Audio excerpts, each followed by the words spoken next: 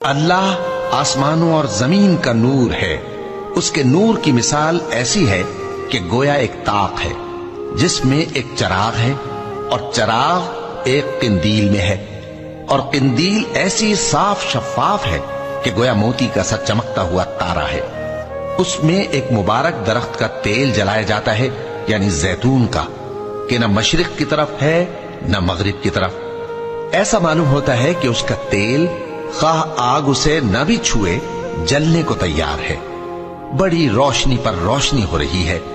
اللہ اپنے نور سے جس کو چاہتا ہے سیدھی راہ دکھاتا ہے، اور اللہ جو مثالیں بیان فرماتا ہے تو لوگوں کے سمجھانے کے لیے، اور اللہ ہر چیز سے واقف ہے۔